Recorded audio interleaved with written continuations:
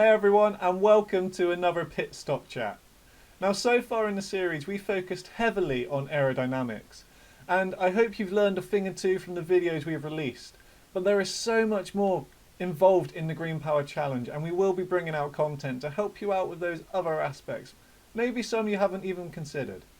But before we do, we have two more videos left to cover CFD. Now, CFD is a really powerful tool when designing a Greenpower car. It lets you know whether you're going the right direction aerodynamically.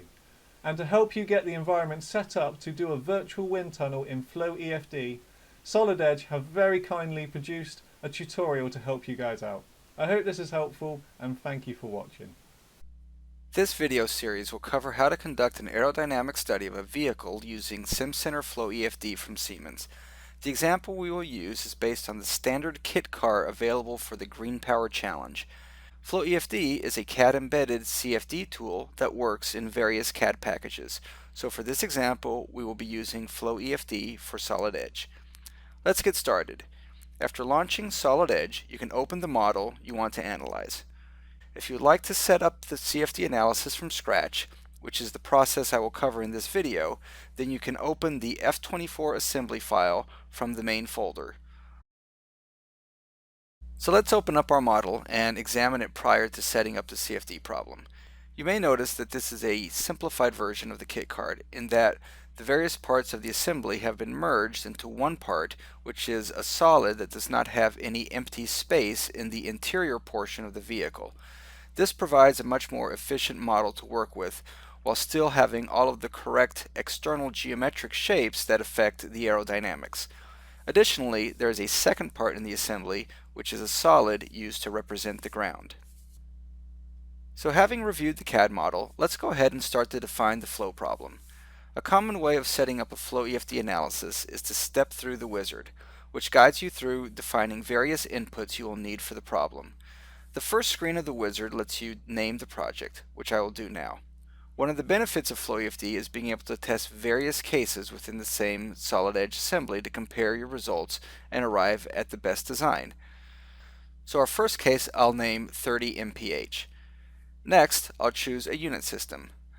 I'll go with a standard inch-pound-second system, although I'll change my velocity unit to be miles per hour, as that would be a more convenient input for this type of problem. Next, we'll start to define the analysis a bit more. To begin with, we'll choose whether it's an internal or external flow problem.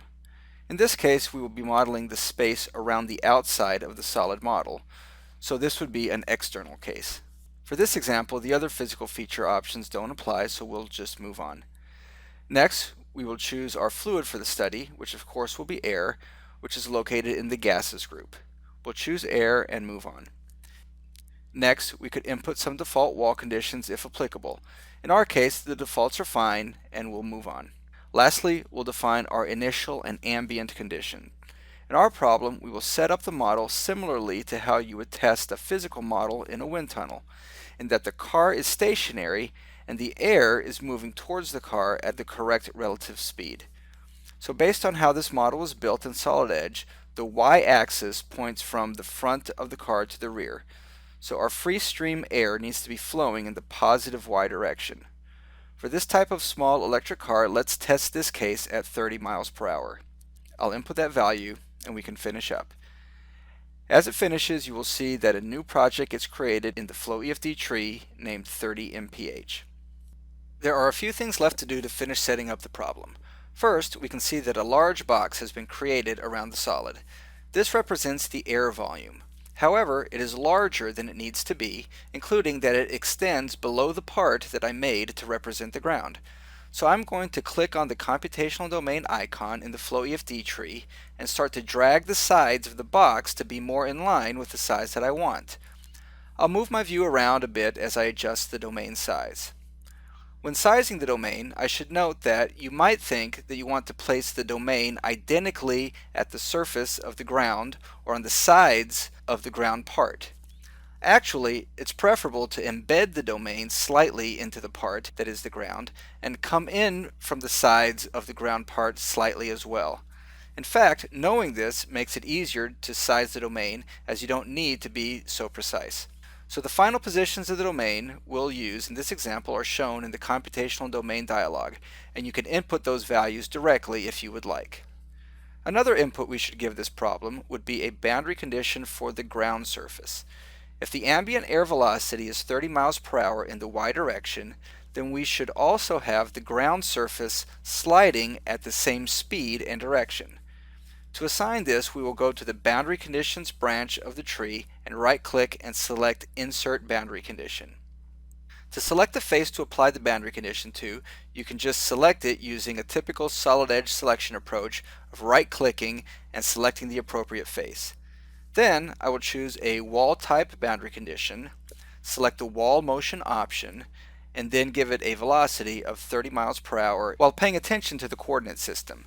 When we selected the face of the ground as the reference, it changed the referenced coordinate system to be a face-based system with the x-axis pointing normal to the face upwards. So in this system, the correct direction of motion for the ground is in the z direction, which is shown by the red arrow indicating the wall motion direction. We've basically assigned all of the inputs we need to run the analysis. At this point in the setup, we can identify some overall outputs of interest that we would like to get from the results. We use goals in FloEFD to identify these outputs. So one of our main values of interest is the drag force, which is the resistance from the air that the car experiences and would be something you would try to reduce as you test different designs. To extract this, I will right-click on Goals and choose Insert Surface Goals. I will select the part for the car and then scroll down and choose the parameter of force in the y direction. I will also go ahead and choose the z direction force, which would be the lift direction in classic aerodynamic studies like for an aircraft, with its negative direction being down force, which is typically of interest in auto racing. For this type of vehicle and the speeds it operates at, this is likely of lesser concern than the drag force, but it is available to output nonetheless. These goals will also be used as a convergence criterion during the run. Next, we'll take a look at our mesh settings. For our CFD analysis, a computational mesh or grid is created which divides up our domain into lots of small control volume, or what we call cells. In each of these cells, the equations that govern fluid flow are solved over and over again until a steady solution is achieved. Creating a mesh historically has been a time-consuming bottleneck in the CFD process. One of the key advantages of Flow EFD is its easy, fast, and robust approach to mesh generation that does not require the typical extensive background in meshing needed to use other codes. We'll start by looking at the global mesh settings.